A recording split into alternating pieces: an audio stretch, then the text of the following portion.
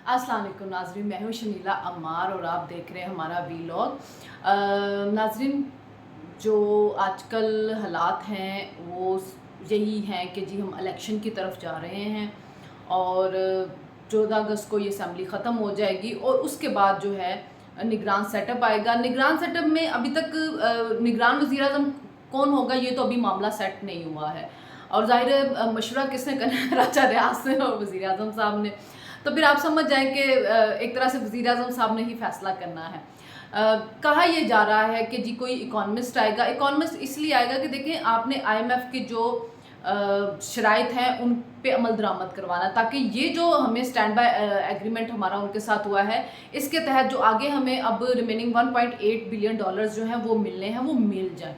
अगर हम आईएमएफ के प्रोग्राम से निकल जाते तो फिर वही सारा जो जिनेवा में दूसरे ममालिक ने कोई मल्टीनेशनल डोनर लैंडर्स थे, उन्होंने जो हमें देनी है, ग्रांट्स देनी है, कर्ज देना है, वो सारे तभी होंगे जब हम आईएमएफ के प्रोग्राम में रहेंगे। और देखिए आईएमएफ का प्रोग्राम जो है वो उस तरह से बुरा नहीं है अगर हम अपनी पॉलिसीज़ को सही तरह से इम्प्लीमेंट करें। अब आईएमएफ कहता है कि आप अपने लोगों से टैक्स लें, तो भाई क्यों नहीं आप टैक्स लेते रिटेलर से, क्यों नहीं लेते आप परचून फरोशों से? अगर उनको 3-3 हज़ार रुपया उनके बिल में जाके लगाया जा रहा है तो लाखों की तादाद में उनसे क्यों अब सैलरी क्लास को ही रगड़े जाते हैं कि इन्हीं का जितना टैक्स आप बढ़ा सकते हैं आप बढ़ा दो, और या इनडायरेक्ट टैक्सेस में आप जो है सेल्स टैक्स जो है वो बढ़ाते जा रहे होते हैं। अब आप ये देखें कि इन्होंने होटल्स वगैरह का कहा है कि जी जहाँ अगर आप कार्ड से पेमेंट करेंगे तो आपका 5% टैक्स कटेगा। होटल वाले कहते हैं वो जी हमारा तो कार्ड ही नहीं चल रहा, मशीन ही नहीं चल रही, कार्ड हम एक्सेप्ट। उसकी वजह ये है कि उन्होंने टैक्स नहीं देना। वो आपसे तो ले लें 17% हुकूमत को वो दे नहीं रहे होते हैं, वो पैसा कमा रहे होते हैं। अब कार्ड से जब होगी पेमेंट तो जाहिर है उनकी वो डॉक्यूमेंटेशन स्टार्ट हो जाएगी, पता चलता जाएगा कि इन्होंने इतनी इनको अर्निंग हो रही है और वो टैक्स ऑटोमेटिकली उनका डिडक्ट हो रहा होगा 5%। तो ये चीज़ उनको गवारा नहीं होगी। हालांकि ईमानदारी से अगर इस मुल्क के अंदर हर बंदा अपना टैक्स दे रहा हो तो इस मुल्क के अंदर मसले ना हो। फिर आ जाते हैं आप मराद जो दे देते हैं। आप जजेस हैं, उनको आप रिटायरमेंट के बाद भी पेंशन भी मिल रही है, तो पेट्रोल भी मिल रहा है, तो उनको बिजली भी फ्री मिल रही है, तो गार्ड भी मिल रहा है, ड्राइवर भी मिल रहा है। क्यों मिल रही हैं?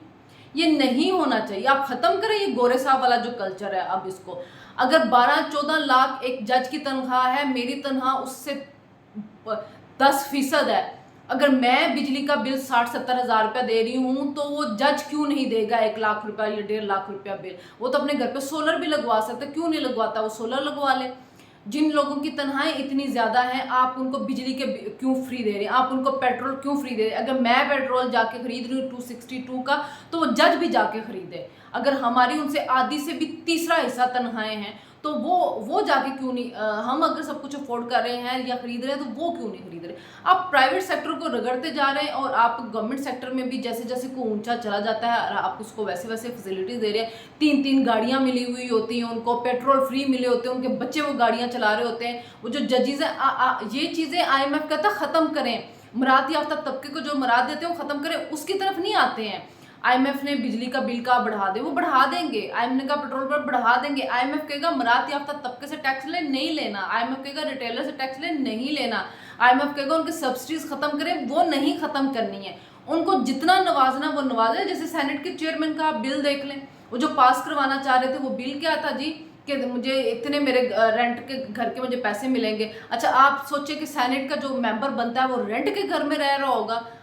करोड़ों की तो आप टिकट खरीद रहे होते हैं, रेंट के घर के इतने पैसे मिल जाएंगे, बावर्ची कितने पैसे बढ़ा दिए, फैमिली के लिए टिकटों जहाज़ की टिकटों कितने पैसे बढ़ा दिए। ये वो चीज़ें जो इस निज़ाम को खोखला कर रही हैं, जिसकी वजह से लोगों का इस निज़ाम से एतबार खत्म हो रहा है। आप मराद ख़त्म करें लोगों की, आप लोगों के अंदर डिस्पैरिटी उसको ख़त्म करें। फिर आप देखें कि लोग आपका किस तरह से साथ देते हैं।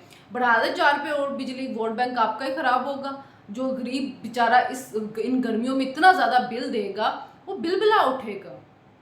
गैस का देख लें कि सर्दियों में नहीं बढ़ाया गया। अब आपके जब गैस का बिल हमारा 500-1000 रुपये आना चाहिए, हमें 4-4-6-6 हज़ार आ रहा है, क्योंकि जो पहले बिल बढ़ाया था अब एडजस्ट किया जा रहा है।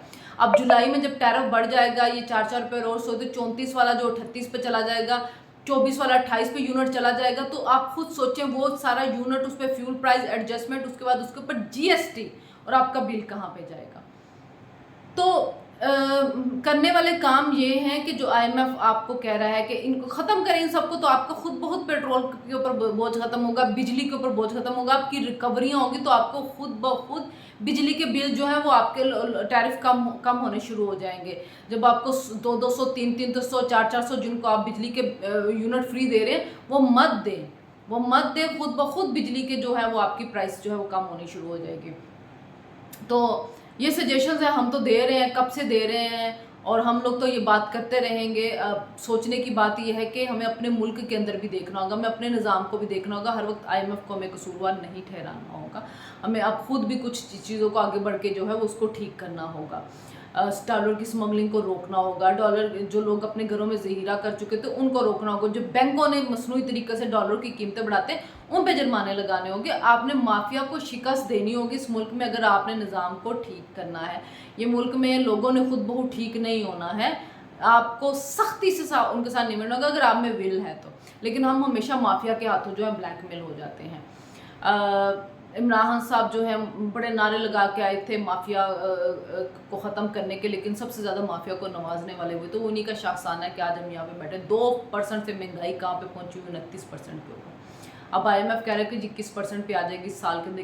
21% भी बहुत महंगाई होती है, महंगाई 10% से नीचे होनी चाहिए ताकि आप, लेकिन वो तभी होगी जब डॉलर नीचे जाएगा तो आपका बिजली का बिल भी कम होगा, आपके पेट्रोल भी कम होगा, और उसके लिए बहुत ज़्यादा ज़रूरत है कि रेमिटेंस बहुत ज़्यादा है, उसके लिए बहुत ज़्यादा ज़रिए मुबादला के ज़खायर बढ़े, और एक्सपोर्ट की बहुत ज़्यादा ज़रूरत है, जितना ज़्यादा एक्सपोर्ट कर सकें।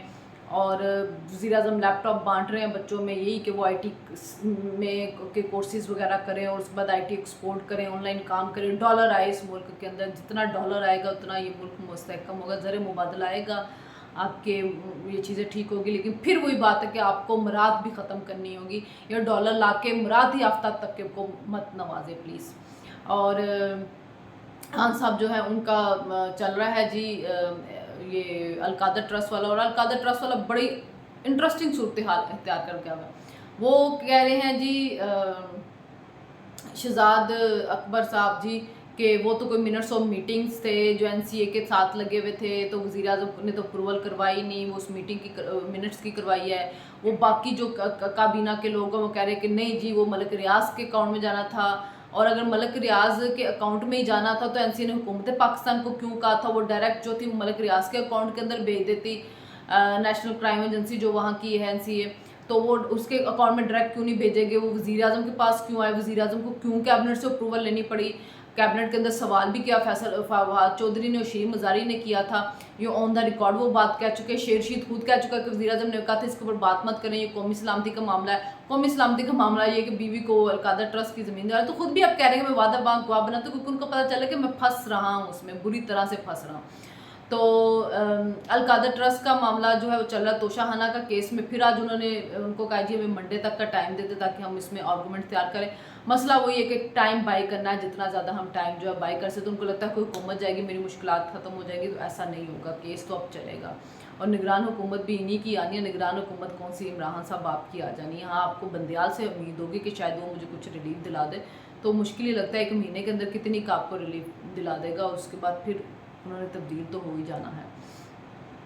और सिस्टम जो है वो अब आपको पकड़ेगा, क्योंकि आपने बहुत अंत मचाया, बहुत लूट मार की है इस मुल्क के अंदर, और आपके ख़िलाफ़ केसेस जो वो भी बड़े हल्के बन रहे हैं। आपने तो करप्शन की तो लूट मार मची थी आपके दौर के अंदर, और जिस माफिया ने आपके ज़रिए कमाया वो सबके सामने है। एक बड़ी आज खबर आई है कि जी जनरल फैज़ के भाई के घर में चोरी हो गई थी, तो चोरों को मोर पड़ गए, और घरों में इतने पैसे रख के बैठे हुए थे, करोड़ों रुपया जो आए चोर तो आगे लूट के ले गए हैं। लेकिन ये भी बड़ी जी इंटरेस्टिंग बात है कि जनरल फैज़ के घर के अंदर चोरी हो गई है। अब इलेक्शन में जा रहे हैं, आज राना सनाउल्लाह ने भी कह दिया कि जी पंजाब में हर हल्के के अंदर हमारा बंदा खड़ा होगा और हम मुखलिस कारकुनों को टिकट्स देंगे। नवाज लीग का रिकॉर्ड तो बड़ा ख़राब है अपने मुखलिस कारकुनों के मामले में, सपोर्टर्स के मामले में, लेकिन चले देख लेते हैं जी क्या होता है। कह रहे थे सीट एडजस्टमेंट मुश्किल है, जनूबी पंजाब में कुछ जगहों के ऊपर हो जाएगी। नवाशी वापस आ रहे, कमेटी तश्कील दी जा रही है। देखते हैं नवाज शरीफ आएंगे। वैसे इलेक्शन का कहा ये जा रहा है नवंबर, लेकिन डिले भी हो सकते हैं, आगे मार्च अप्रैल तक भी जा सकते हैं। अगर नवाज शरीफ वापस आ गए अगस्त के अंदर तो 2 महीने उन्होंने कैंपेन चलानी है, फिर हमें नवंबर के अंदर इलेक्शन जो हो वो हो जाएंगे। और शहबाज शरीफ साहब बहुत एक्टिव हैं, हर वक्त मैशत के ऊपर बात कर रहे होते हैं, यूनिवर्सिटियों के इफ्तिताह कर रहे होते हैं। यानी वो बता ये रहे हैं कि भाईजान इकॉनमी हमारे बगैर नहीं चलनी, पॉलिसीज़ हम जो दे के जा रहे हैं हम नहीं चलानी। और वैसे भी पिछली हुकूमत जो थी बजाय इसके जो पॉलिसीज़ चल रही थी उनको आगे बढ़ाती, उस निकम्मे ने तो बिल्कुल ही बेड़ा करके किया इस मुल्क का। तो आने वाले दिनों में देखते हैं जी इलेक्शन कब तक होते हैं, निगरान सेटअप का क्या होता है। अब हर रोज़ एक नई खबर आएगी कि वो निगरान वज़ीर आज़म बन रहा है, नो वो निगरान वज़ीर आज़म बन रहा है। लेकिन अभी जब भी बात होती है कहते हैं निगरान वज़ीर आज़म का फैसला नहीं, कोई कहता है लंदन में फ़ैसला हो गया, कोई कहता है अभी नहीं फ़ैसला हो, PDM के प्लेटफॉर्म से होगा। बहरहाल जी खबरें चल रही हैं। उस वक्त भी ये था कि जब जनरल आसिम मुनीर को सिलेक्ट करना था तो हर जगह पे यही था कि जनरल आसिम मुनीर आ रहे हैं, जनरल आसिम मुनीर आ रहे हैं। बीच में से फिर कुछ लोगों का ख्याल था जनरल नुमान आ रहे हैं, किसी ने कह दी कि जनरल अतर आ रहे हैं, पर मतलब बड़े वो बातें हो रही थी। लेकिन ये था कि नवाज शरीफ साहब जब चले गए थे यूरोप के टूर पे तो उस पर पता चल गया था कि उन्होंने शहबाज शरीफ साहब को कह दिया कि डट जाओ, जनरल आसिम मुनीर को ही लाना है, सीनियरिटी से हटना नहीं है। तो बड़ी कोशिश की गई थी उनको रोकने की, लेकिन फिर वो आ गए। तो अब देखना कि अभी तक सबसे ज़्यादा नाम किसका चल रहा है निगरान वज़ीर आज़म के लिए, तो अभी तक तो किसी का भी सच नाम नहीं चल रहा। ज़ोरों शोर के साथ हर रोज़ एक हवाई उड़ा दी जाती है, लेकिन देखते हैं कि कौन बनता है निगरान वज़ीर आज़म।